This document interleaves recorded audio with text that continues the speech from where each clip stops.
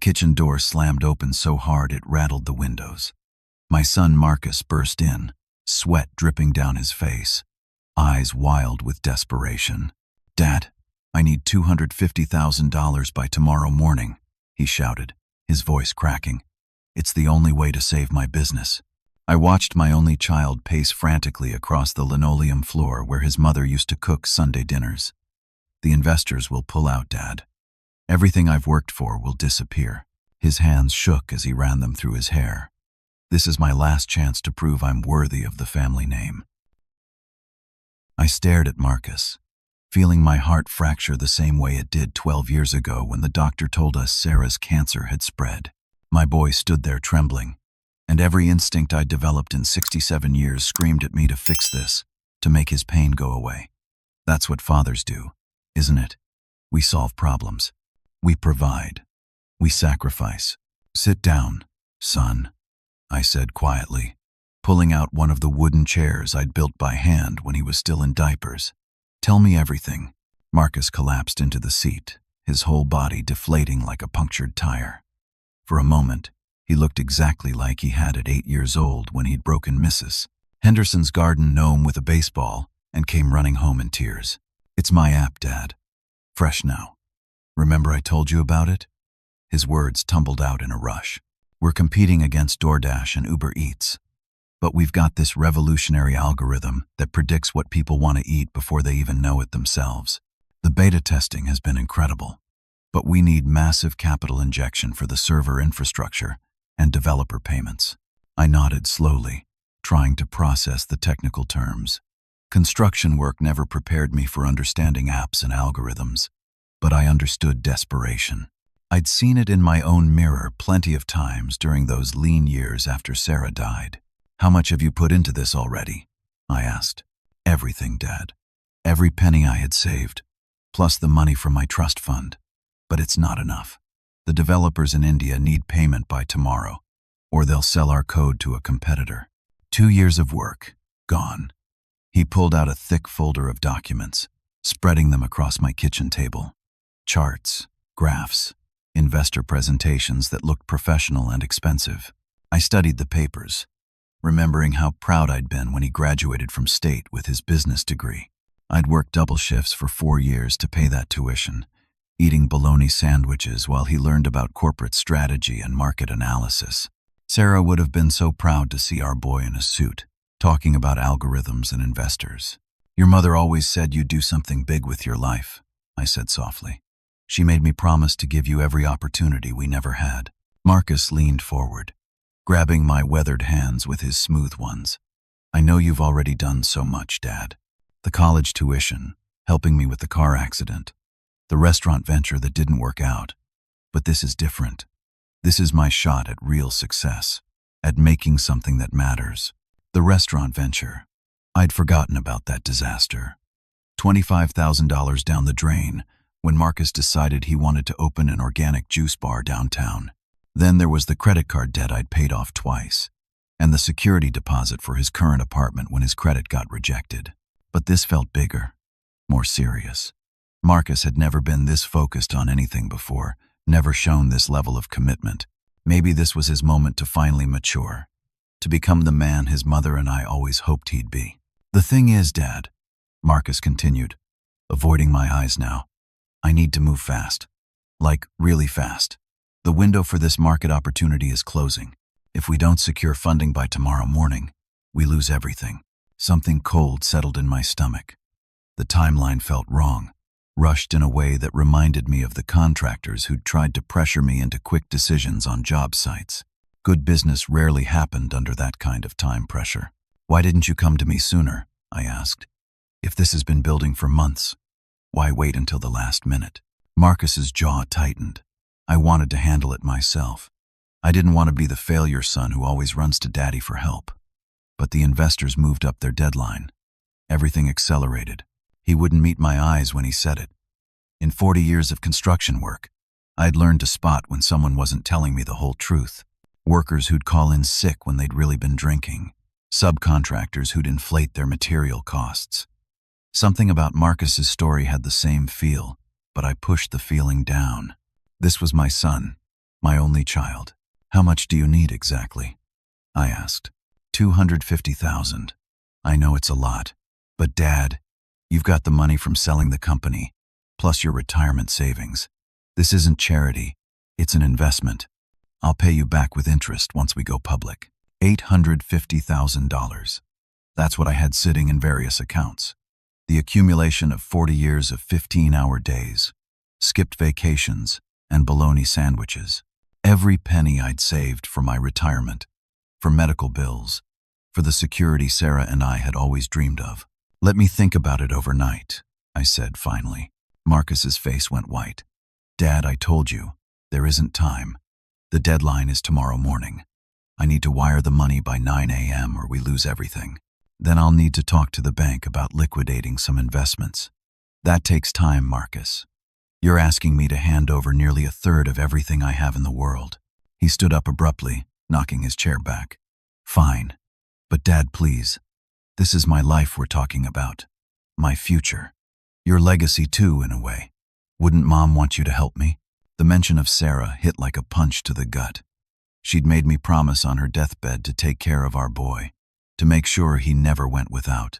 But she'd also been the practical one in our marriage, the one who questioned expenses and made budgets. What would she really want me to do? I said I'll think about it, I repeated firmly. After Marcus left, I sat alone in my kitchen, staring at the business documents he'd forgotten on the table. The numbers looked impressive, but something nagged at me. Maybe it was the rushed timeline. Maybe it was the way he couldn't look me in the eye when he talked about the investors. Or maybe it was the fact that Marcus had been driving a new Lexus SUV when he'd arrived tonight. Something I was pretty sure a struggling startup founder couldn't afford. I picked up my phone and dialed Tom Harrison's number. Tom had been my neighbor for 15 years, ever since he'd retired from the police force. If anyone could help me think through this situation clearly, it would be him. Tom, I said when he answered, I need some advice about my son's business. Can you come over for a cup of coffee? Tom arrived 20 minutes later with his reading glasses and that skeptical expression he'd worn during 30 years of police work. I'd seen that look before when he'd helped me deal with door-to-door scammers and telemarketers who'd targeted elderly folks in our neighborhood. So your boy needs $250,000 by tomorrow morning, Tom said after I'd explained the situation, for an app that competes with billion-dollar companies. I know how it sounds, I said defensively, but Marcus has a business degree. He's smart, Tom. Maybe smarter than either of us can understand. Tom nodded slowly, pouring himself coffee from the pot I'd made. Ray, you're a good father. Too good, maybe. But let me ask you something. Have you ever actually seen this app? Used it? Talked to any of these investors or developers? The questions hit like cold water. I hadn't even thought to ask those things. He showed me the business documents tonight. Documents can be faked. Ray, I've seen a lot of scams in my time, and the best ones always involve family members. People who love each other, who want to trust each other. Tom leaned forward. Look, I'm not saying Marcus is running a con, but if someone was going to manipulate you, this is exactly how they'd do it. Create urgency, appeal to your emotions, make it about family legacy. You think I should check up on his business? I think you should do what any smart investor would do. Due diligence. Look up the business license, check corporation filings, see if this Fresh Now thing actually exists anywhere online. We spent the next 2 hours on Tom's laptop, searching every database we could find. What we discovered made my blood run cold. Fresh Now LLC had been registered just 3 weeks ago, not the 2 years Marcus had claimed. The business address led to a strip mall mailbox service 30 miles away. No employees were listed anywhere. No website existed. No app appeared in any app store under that name. Maybe he's just been working on it informally, I said weakly. Maybe he only incorporated recently for the investor funding. Tom pulled up Marcus's social media accounts. Ray, take a look at this. My son's Facebook page was full of photos I'd never seen before. Marcus at expensive restaurants, wearing designer clothes that probably cost more than I spent on groceries in a month. Pictures of him in luxury cars. Not just the Lexus, but Porsches and BMWs with different license plates. His girlfriend Jessica posted constantly from expensive vacations, showing off jewelry and handbags that looked like they cost thousands of dollars. When was the last time Marcus actually worked a regular job? Tom asked quietly. I tried to remember.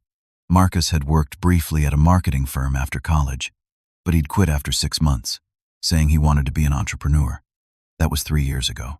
Since then, he'd lived off his trust fund and the occasional consulting work he'd mentioned but never explained clearly. Tom, call your friends at the bank. You still have contacts there, right? What are you thinking? I need to know about Marcus's finances. I'm still listed as his emergency contact on his accounts from when he was in college. There might be something they can tell me. Tom made the call while I paced around my kitchen, feeling sick to my stomach. When he hung up, his expression was grim. Your son withdrew $50,000 from his trust fund 6 months ago. The bank filed a suspicious activity report because the withdrawal pattern suggested possible money laundering, but they couldn't prove anything. Ray, there's something else. They mentioned that Marcus has been receiving large cash deposits that don't match any known employment. The room started spinning. Everything I thought I knew about my son's life was crumbling. The successful entrepreneur story, the promising app business, even his financial stability. All of it was apparently a lie. I need to talk to his neighbors, I said. I need to understand what's really going on. Tom drove me to Marcus's apartment complex, a nice place in the suburbs that I'd helped him get approved for when his credit was questionable. The night manager was a friendly woman named Carol, who recognized me from previous visits. Oh, you're Marcus's dad, she said. I hope he's doing better. We've been worried about him lately. Worried how? Well, he hasn't been around much the past few months. And when he is here, there's always different cars in the parking lot. Expensive ones, but with out-of-state plates. Sometimes we hear shouting from his apartment about payments and deadlines. I was going to call the police once, but it stopped before I could dial. My heart hammered against my ribs. What kind of shouting? Men's voices, very angry. Something about money and time running out. Marcus sounded scared, which isn't like him. He's usually so confident. Tom and I exchanged glances. This was starting to sound less like business troubles and more like something dangerous. We were walking back to Tom's car when my phone rang. The caller ID showed Jessica's number, Marcus's girlfriend. Hello, Jessica. Ray. Her voice was whisper quiet, shaky with fear. Please don't give Marcus the money. Please. He's been lying about everything, but I can't say more. They're watching him. They're watching all of us. The line went dead. I stood in the parking lot, staring at my phone, feeling like the ground had opened up beneath my feet. My son wasn't just lying about his business. He was in some kind of trouble that had Jessica terrified, that involved dangerous people and surveillance. Tom, I said slowly, I think Marcus might be in deeper trouble than just a failed startup. The next morning, Tom called me at 6 a.m. His voice was tight with the same urgency I remembered from his police days. Ray, get over here now.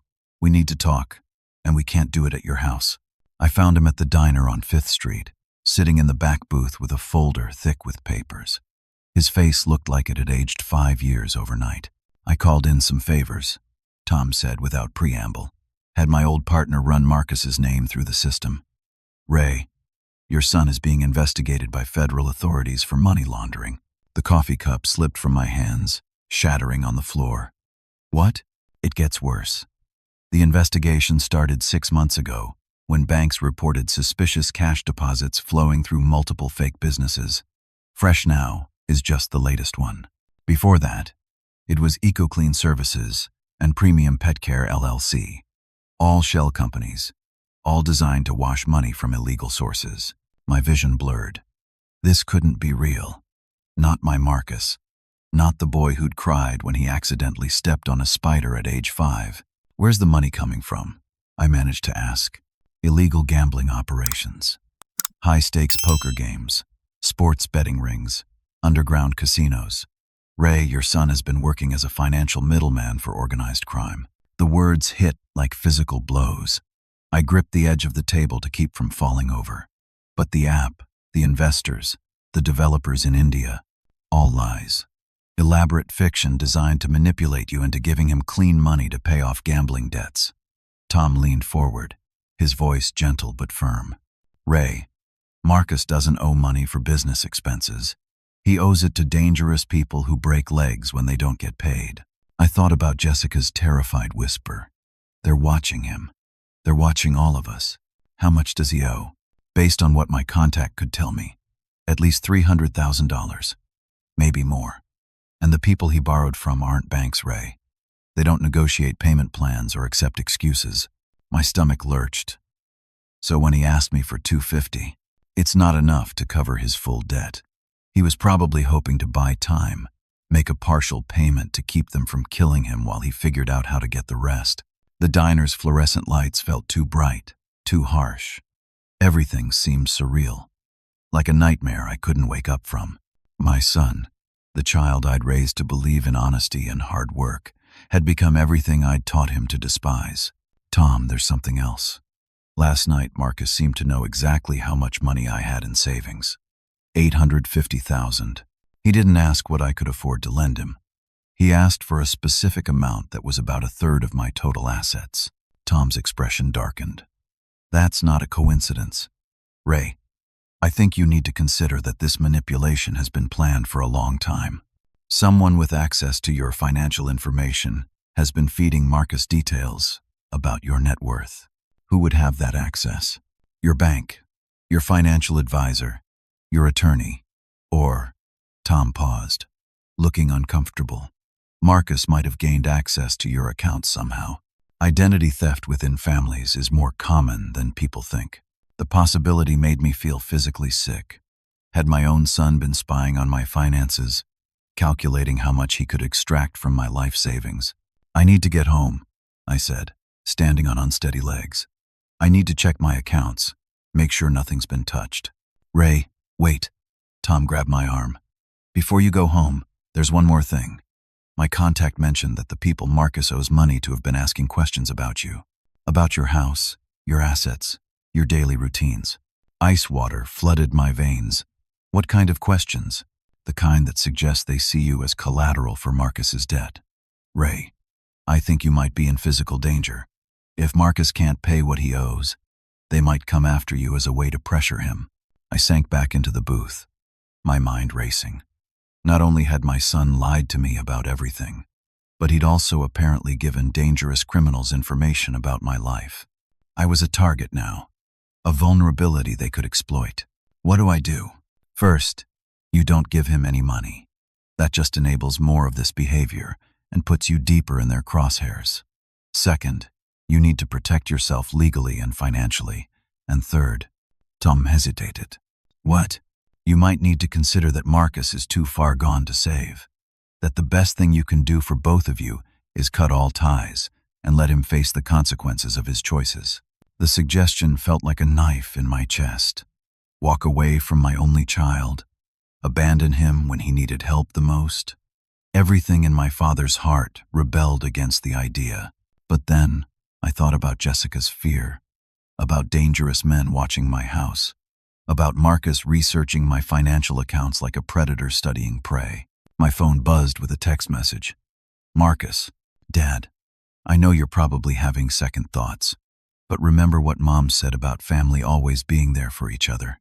I'll pick up the money at 9 a.m. tomorrow. Don't let me down." The casual manipulation in those words, the way he weaponized Sarah's memory to get what he wanted, finally broke something inside me. This wasn't the son I'd raised. This was a stranger wearing his face, and that stranger had been willing to put my life in danger to pay his gambling debts. "Tom," I said quietly, "I need a lawyer, and I need one who specializes in protecting people from their own family members." Tom nodded grimly. "I know just the person." But as we left the diner, my phone rang again. This time, it was Marcus himself. And when I answered, his voice was different, harder. "Dad, I know you've been asking questions about me. Jessica told me about her call to you. The loving desperation from yesterday was gone, replaced by something cold and calculating. Here's the thing. I wasn't asking you for that money. I was telling you, you're going to give it to me tomorrow morning, or some very unpleasant people are going to start visiting you instead of me." The line went dead, leaving me staring at the phone in shock. The mask had finally come off completely. My son hadn't just betrayed me, he'd threatened me. And somehow, that clarity made the next decision easier. Laura Coleman's law office looked like a fortress, all dark wood and thick glass, the kind of place that promised protection from the storms of life. Tom had called ahead, explaining that we had an emergency situation involving financial elder abuse and potential threats. Laura herself was a sharp-eyed woman in her 50s who'd built her career helping families navigate the ugly reality of what happened when love and money collided. She listened to our story without interruption, taking notes in precise handwriting. "Ray," she said when we finished, "I need you to understand something. Based on what you've told me, Marcus isn't just asking you for money. He's engaged in a systematic campaign to defraud you of your assets. The threats, the manipulation of your grief over your wife, the research into your finances, this is criminal behavior. He's my son," I said weakly. "That makes it worse, not better. Family members who commit financial abuse often do more damage than strangers because they have emotional leverage and inside knowledge." Laura leaned forward. "Ray, I've seen cases like this before. They typically escalate. First, it's emotional manipulation, then threats, then actual violence. You need to protect yourself now, before this gets worse." Tom had filled her in on the investigation and Marcus's criminal associates. Laura's expression had grown more concerned with each detail. "The fact that dangerous people know about your assets means you're not just dealing with family manipulation anymore. You're potentially a target for kidnapping, home invasion, or worse." She opened a thick folder. "We need to move quickly to protect your assets and your safety. What do you recommend?" "Complete financial isolation. We transfer your assets into an irrevocable trust that makes them legally inaccessible to anyone, including you, without specific procedures. We change all your passwords, close old accounts, open new ones at different banks. We make it impossible for anyone to access your money through threats or coercion." The plan she outlined was complex and dramatic. Sell the house immediately to a cash buyer. Move all proceeds into a protected trust. Arrange for new identification documents through legal channels. Create a paper trail showing that I'd become financially judgment-proof. "This isn't just about protecting money," Laura explained. "It's about removing Marcus's incentive to involve you in his problems. If he can't access your assets, then you're no longer valuable to the people he owes." "What about Marcus himself? Do I just abandon him?" Laura's expression softened slightly. "Ray, you can't save someone who's actively working to destroy you. The best thing you can do for Marcus right now is remove his ability to keep digging himself deeper into this hole using your resources. Sometimes forcing someone to hit bottom is the only way they learn to climb back up." Over the next 6 hours, Laura and her staff worked like an emergency medical team. Phone calls to banks, real estate agents, document processing services. My entire financial life was dismantled and rebuilt in a single day. The house went on the market with a cash buyer Laura knew, someone who specialized in quick sales for people in witness protection or domestic violence situations. The sale would close in 72 hours. My bank accounts were closed and new ones opened at a credit union in another state. All proceeds from asset sales went directly into an irrevocable trust managed by Laura's firm, with distributions only possible through in-person meetings with multiple forms of identification. "Ray," Laura said as the sun was setting, "there's one more thing we need to discuss. Based on everything you've told me about Marcus's behavior, I'm concerned that he might try to have you declared mentally incompetent to gain control of your assets through legal means. Can he do that? If he can convince a court that you're suffering from dementia or making irrational financial decisions, yes. It's called guardianship abuse, and it's more common than people realize." She handed me a thick envelope. "I've arranged for you to be evaluated by a psychiatrist who specializes in competency assessments. This will create a legal record of your mental fitness that Marcus can't challenge." The psychiatric evaluation was scheduled for the next morning. After that, I'd meet with a private security consultant who helped people disappear when their lives were threatened. As Tom drove me home that evening, I felt strangely peaceful. For the first time in days, I had a plan. I was taking action, instead of just reacting to Marcus's manipulation. "You know," Tom said as we pulled into my driveway, "Sarah would be proud of you for protecting yourself. She never would have wanted you to sacrifice your safety for anyone, even Marcus." I nodded, looking at the house where I'd lived for 20 years, where Sarah and I had raised our son and dreamed about grandchildren and golden anniversaries. Tomorrow it would belong to someone else, and I'd be a different man living a different life. My phone had been buzzing with messages from Marcus all day, but I'd followed Laura's advice and hadn't responded. Now, as I read through them, I could see the progression from confusion to anger to desperation. "Dad, where are you? I went by the house and your car was gone all day. Call me back now. This is serious. The people I owe money to are getting impatient. If you don't help me, they're going to hurt both of us. Dad, I'm scared. Please don't abandon me." The last message had arrived just minutes ago. "I'm coming over tonight. We need to settle this." I showed the messages to Tom. His face went pale. "Ray, you can't stay here tonight. If Marcus shows up and finds the house empty, he might do something desperate. And if his criminal friends are with him, where do I go? I've got a cabin up north, off the grid, no cell service, no way for anyone to track you there. Stay the night. Come back tomorrow afternoon for your appointment with the psychiatrist. By then, all the legal protections will be in place." As we packed my overnight bag, I found myself looking around the house where I'd spent the happiest and saddest moments of my life. Sarah's reading chair by the window, Marcus's height marks on the kitchen doorframe, wedding photos on the mantelpiece. Tomorrow, none of this would belong to me anymore. I was choosing to become a stranger to my own life in order to save myself from my own child. But as we drove away into the darkness, I realized I felt something I hadn't experienced in months. Hope. For the first time since Marcus had burst through my door demanding money, I was the one making decisions about my own future.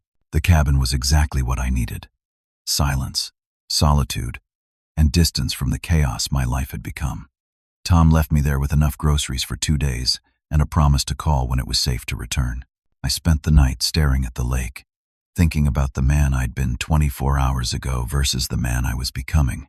Yesterday's Ray would have written that check, would have convinced himself that love meant giving Marcus whatever he demanded. Today's Ray understood that sometimes love means saying no, even when it breaks your heart. The psychiatric evaluation the next morning went smoothly. Dr. Patricia Martinez was thorough but kind, spending 3 hours testing my cognitive function, memory, and decision-making abilities. "Ray," she said at the end of our session, "your mental faculties are completely intact. In fact, your decision to protect your assets from manipulation shows excellent judgment and self-preservation instincts. I'll have a written report to your attorney by this afternoon." Laura met me for lunch, bringing good news and bad news. The good news was that all legal protections were now in place. My assets were secure, my house sale had closed, and my new identity documents were ready. The bad news was more complicated. "Ray, I need to tell you something that Tom discovered this morning. Marcus has been working with a corrupt attorney named Jeffrey Stone, someone with a history of helping clients manipulate elderly family members. They've been researching legal ways to access your assets even without your consent." My blood chilled. "How?" "Guardianship proceedings, claiming you're mentally incompetent. Power of attorney fraud. They've even looked into having you committed to a psychiatric facility against your will, based on claims that giving away large sums of money indicates dementia." The revelation hit like a physical blow. Not only had Marcus been willing to threaten me, but he'd also been researching ways to have me declared legally insane to steal my life savings. "There's more," Laura continued. "Tom's contact at the police department found evidence that Marcus has been recording your conversations. The plan was to use those recordings as evidence of your agreement to loan money, then claim that your refusal to pay represents a change in mental status. Every conversation we'd had over the past months suddenly felt violated. Marcus had been gathering evidence against me while pretending to be my loving son. What's our next move? We spring the trap. Let Marcus think he's won, then show him exactly how powerless he really is." Laura explained her strategy. I would return home and maintain normal behavior, appearing to arrange the money transfer. Marcus needed to believe his manipulation had succeeded right up until the moment he discovered it hadn't. The key is making him reveal his true intentions, Laura said. As long as he thinks you might still give him money, he'll maintain the loving son act. But when he realizes his plan has failed completely, we'll see who he really is. That afternoon, I returned to my house to find Marcus's car in the driveway. He was sitting on the front steps, looking haggard and desperate. When he saw me, his face flooded with relief. "Dad, thank God. I was worried something had happened to you." "I was at the bank," I said calmly, "working out the details for your loan." His eyes lit up with greed and relief. "So you'll help me?" I said I'd think about it. "I've thought about it." For the next hour, I played the role of the manipulated father. I let Marcus believe his emotional manipulation had worked, that I was prepared to sacrifice my financial security for his fake business venture. I watched him relax, become confident again, even a little arrogant. "I knew you'd come through, Dad. Family always comes through for family."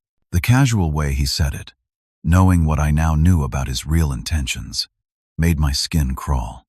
But I maintained the performance. "Come by tomorrow morning at 9, I told him. "I'll have everything ready." After he left, I sat in my empty house, surrounded by boxes and memories, waiting for Laura's team to arrive. They came after dark: document specialists, security experts, and a private investigator who would record everything that happened the next morning. "Ray," said the security consultant, a quiet man named David Chen, "I want you to understand what we're doing here. Tomorrow morning, when Marcus arrives expecting money, he's going to discover that his entire world has changed. People in desperate situations can become violent. Are you prepared for that possibility?" I nodded. After everything Marcus had put me through, after learning about his threats and criminal associates, I was ready for whatever came next. "One more thing," David added. "We've been monitoring Marcus's communications. He's been in contact with the people he owes money to. They're expecting him to make a payment tomorrow. When he doesn't, what happens then? They'll either write off the debt by making Marcus disappear, or they'll assume he's holding out on them and escalate their collection methods. Either way, by tomorrow afternoon, Marcus will be facing consequences that have nothing to do with you." It was a sobering reminder that my decision to protect myself might have life or death implications for my son. But as I thought about his willingness to threaten me, to research having me committed, to put my life in danger for his gambling debts, I realized that those consequences were entirely of his own making. I spent that last night in my house writing letters. To my old friends, explaining why I was disappearing. To Sarah, asking her forgiveness for the hard choices I was about to make. And to Marcus, explaining everything I'd discovered and why I couldn't enable his destruction anymore. The final letter was the hardest to write, but also the most important. It was my attempt to reach whatever was left of the son I'd raised, buried somewhere beneath the manipulator he'd become. As dawn broke over the neighborhood where I'd lived for 2 decades, I prepared for the confrontation that would either save us both or end our relationship forever. At exactly 9 a.m., Marcus's Lexus pulled into my driveway. Through the window, I watched him check his reflection in the rearview mirror, putting on the desperate son performance one last time. He had no idea that his audience had already left the theater. Marcus walked up to the front door, expecting to collect $350,000 and complete his manipulation. Instead, he found changed locks and a "for sale" sold sign planted in the front yard. I watched from David Chen's surveillance van as my son's expression went from confusion to panic to rage in the space of 30 seconds. He pounded on the door, shouting my name, then ran around the house, checking windows and the back entrance. Dad, where are you?" We had an agreement. The moving truck arrived right on schedule, carrying away the last of my furniture. The driver handed Marcus a sealed envelope with his name on it, then got back in the truck and drove away.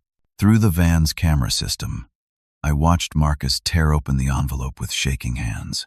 Inside were copies of everything: the police reports about his criminal investigation, documentation of his gambling debts, records of his research into having me declared incompetent, and transcripts of his recorded conversations with Jeffrey Stone. Also included were the legal papers showing that I'd transferred all my assets into an irrevocable trust, sold my house, and legally protected myself from any claims against my estate. The final document was a restraining order, filed that morning, prohibiting Marcus from contacting me or coming within 500 feet of my new residence. Marcus's face went white as he read through the evidence.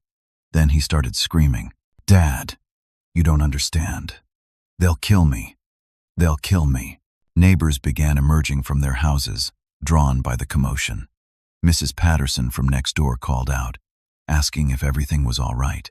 Marcus ignored her, pulling out his phone and dialing my number frantically. I'd given my phone to Laura's office that morning. They would handle any communication from Marcus through legal channels from now on.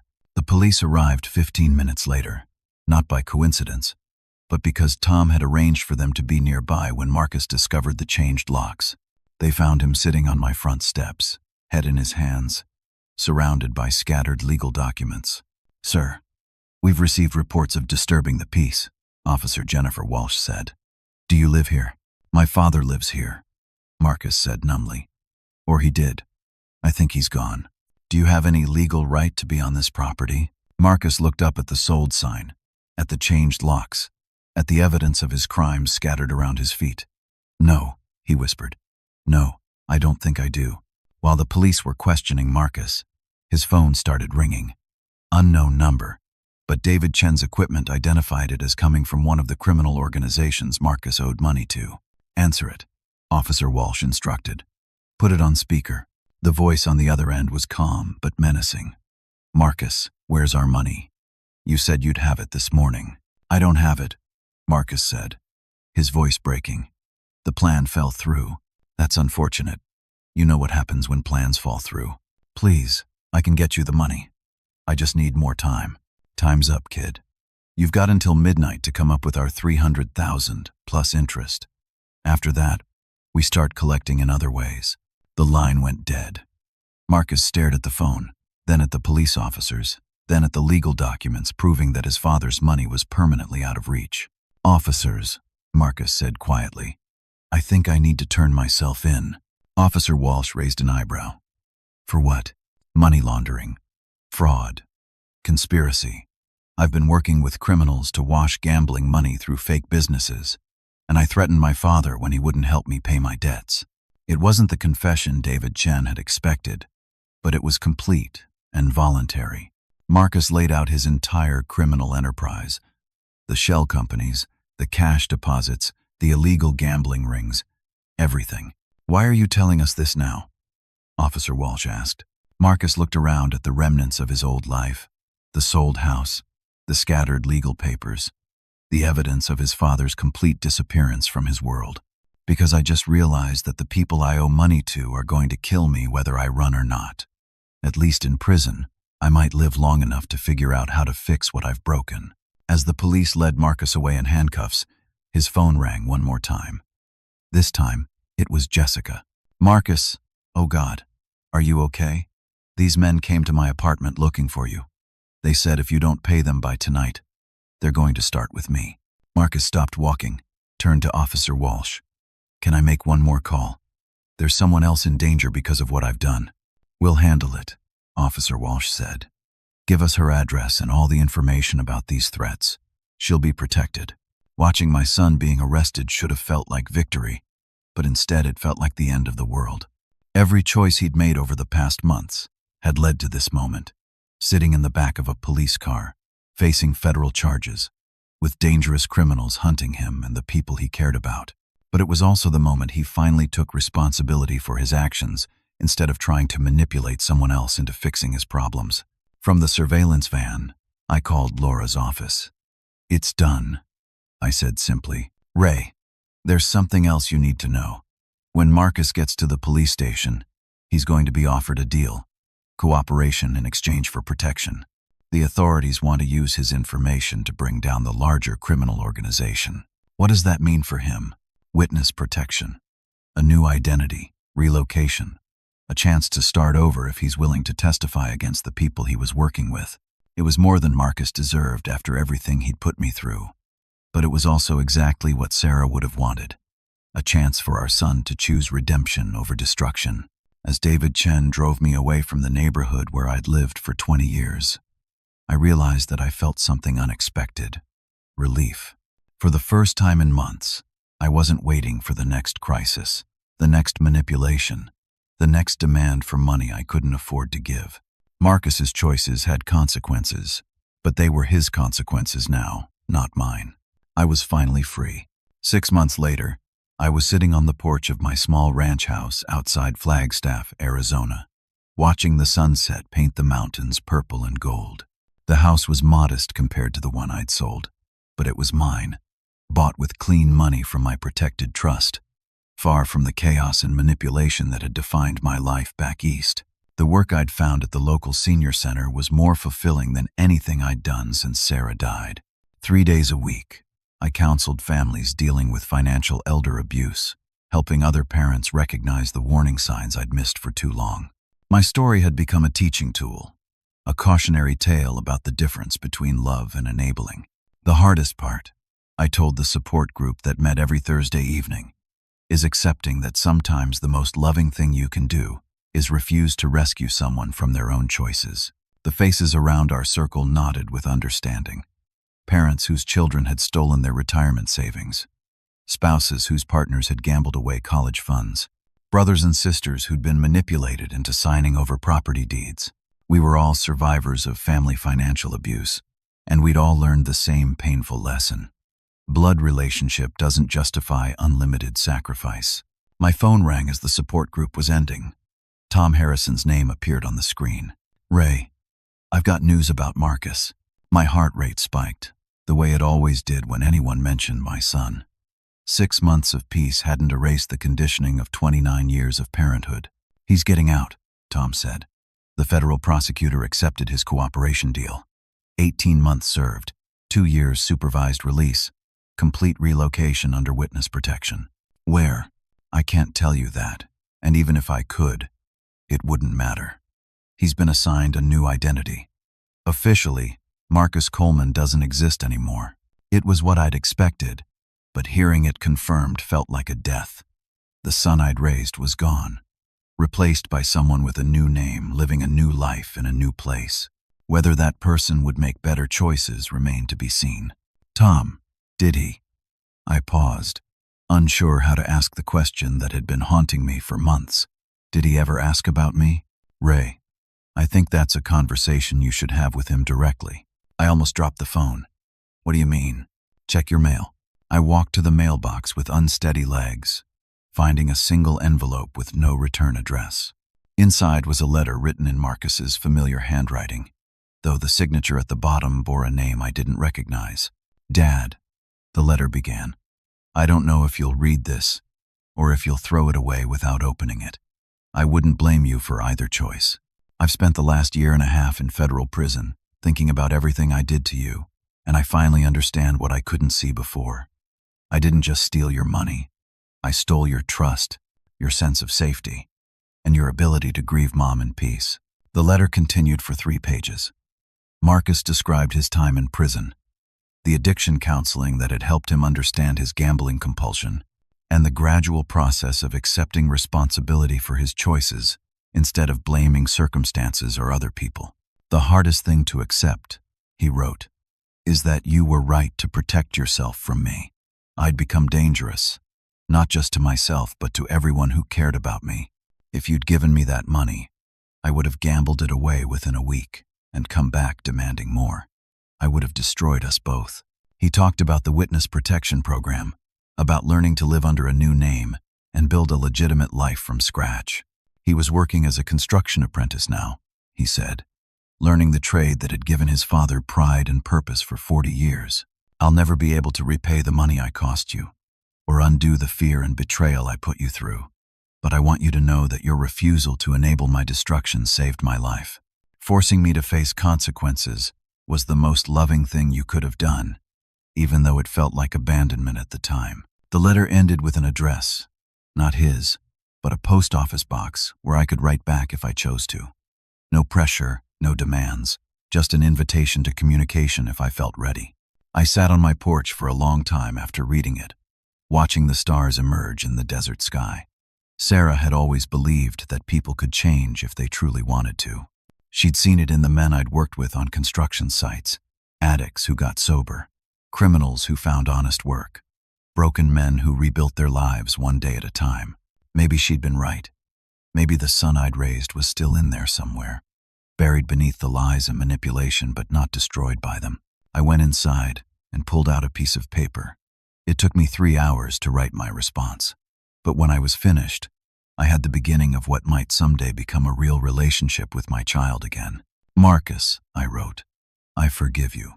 Not because what you did was acceptable, but because holding on to anger was poisoning my ability to build a new life. You're right that I had to protect myself from who you'd become, but I never stopped hoping that someday you'd become someone I could safely love again. I told him about my work at the senior center, about the families I was helping, about how sharing our story had given meaning to the pain we'd both endured. I explained that forgiveness didn't mean forgetting, and that any relationship we rebuilt would have to be based on honesty and respect instead of obligation and guilt. The man I raised wouldn't have threatened his father or researched ways to steal his inheritance, I concluded. But that same man also wouldn't have taken responsibility for his crimes or spent 18 months learning to live honestly. Maybe we can start over as the people we've become, instead of trying to go back to who we used to be. 2 weeks later, I received his reply. It was shorter this time, but every word felt genuine. Dad, you don't know how much your letter meant to me. I'd convinced myself that I'd destroyed your love permanently, that there was no path back from what I'd done. Knowing that you're willing to try gives me something I haven't felt in years. Hope. He included a photograph of himself in work clothes, standing next to a house he'd helped frame. His face was thinner than I remembered, marked by experiences I'd never fully understand, but his eyes looked clear for the first time in years. I'm learning your trade, he wrote, building things instead of tearing them down. It feels good to create something solid, something that will last. As I placed the photo on my mantelpiece next to pictures of Sarah, I realized that both my son and I had learned the same lesson through different paths. Sometimes you have to tear everything down before you can build something worth keeping. The man who demanded $350,000 from his father was gone forever, destroyed by the consequences of his own choices. In his place was someone I didn't know yet but might learn to respect. And for the first time since Sarah died, that felt like enough. The choice to protect myself instead of enabling Marcus's destruction had been the hardest decision I'd ever made, but it had also been the most important one. By refusing to rescue him from his consequences, I'd given us both the chance to become people worthy of each other's love. Sometimes the greatest gift you can give someone is forcing them to save themselves. If you've ever found yourself caught between love and self-protection, between enabling and abandoning someone you care about, I want to ask you, what would you have done in my situation? Would you have given Marcus the money to keep him safe? Or would you have protected yourself, even knowing it might cost you your relationship with your child? Share your thoughts in the comments below. I read every one and learn something from each of your perspectives. And if this story touched you, if it helped you think differently about the boundaries between love and manipulation, please hit that like button and subscribe for more real-life stories about the hardest choices families face. Share this video with someone who might need to hear that protecting yourself isn't selfish. Sometimes it's the most loving thing you can do. Thank you for listening to my story, and for giving me a place to share the hardest and most important lesson I ever learned. I hope it helps you navigate your own difficult relationships with wisdom and courage. Until next time, remember that true love requires tough choices, and sometimes the people who challenge us the most are the ones who teach us the most about ourselves.